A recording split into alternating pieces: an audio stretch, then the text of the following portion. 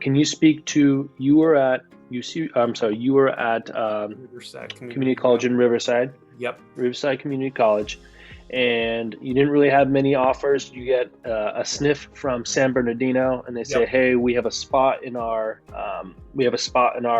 bull as a bullpen catcher." I think you said. Can you speak to how the mental game carried you from junior college to all of a sudden you're at was it Division II at the time? Yeah, I think they're they're going Division two, Division 1. correct? Yep. Okay, Division 2, and going from a bullpen catcher to what you actually became. Yeah, so it was actually kind of funny. Like you said, you had it right on the head. So it was, not getting many offers out of Riverside Community College and kind of being taken on at Cal State San Bernardino as a favor.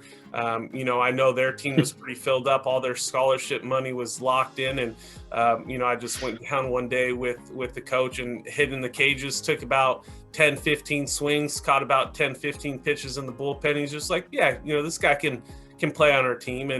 And immediately I was thinking, I was like, in my head, I was like, I'm not just going to play on your team, dude. I'm going to be a, star for you for the next 2 years. I knew that just because, big thing I talked about, and I actually spoke about this with Michael Lorenzen yesterday, is consistency in approach. He goes, if you really stay the path the whole time, work hard in school, get good grades, stay consistent with your work ethic, it's amazing how many people will fall off the path on their own. And all these roadblocks that you originally had in front of you are all of a sudden now by the wayside. You got right through them. And that happened. There was a couple guys at my position who fell off the wayside for grades, or maybe they had some pressure and felt me coming because, as soon as we got into fall scrimmages and games, I think it was 10, 15 at bats before I was consistently hitting in the 3-hole. And, all of a sudden San Bernardino's thinking, hey, we got this ace in the hole when we thought he was going to be a bullpen catcher. But again, You got him for free. Yeah, got him for free. And to me, it was never an option of if or when. I knew I wanted to play. I knew my work ethic and consistency was going to take me to that next level. It was challenging. I had to put the work in. It wasn't given, but I think that groundwork that I had put in at RCC the previous 2 years truly set me up for those opportunities the following two. Absolutely. And as our viewers are watching and they're wondering, okay, like, how does the mental game play into this? The mental game is everything to do with that. Something as simple as not falling to the wayside, right? Of having my end goal in mind. We talk about having my end goal in mind, starting with the end in mind. If I know where I want to go and I know where I'm at currently, then it kind of starts to build this path to where I need to get to. And so we're looking at those roadblocks. Okay, it's really a simple question of, what I'm about to do, is this aligned or not aligned with where I'm trying to go?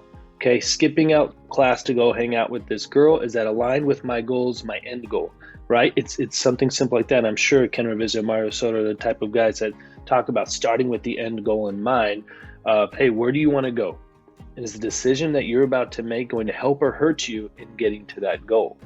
I'm sure that's what you were talking about. Some of those guys who might have been great athletes, who probably had more talent than you, but mentally they were not at the space to where they could stay the course. And that's when you took advantage of that, right? Yep, 100%. And looking back, the crazy part, the whole reason I wanted to do this is because, thinking back, I didn't, at the time, I really realized what I was doing or how I was, utilizing the mental game. I had an idea, but looking back now, just all the correlations between the mental game and all the solid work I put in, it makes you realize, there's really something to this, and it's something you can use not only in, your athletic career, but it's something you can use in your professional career as well.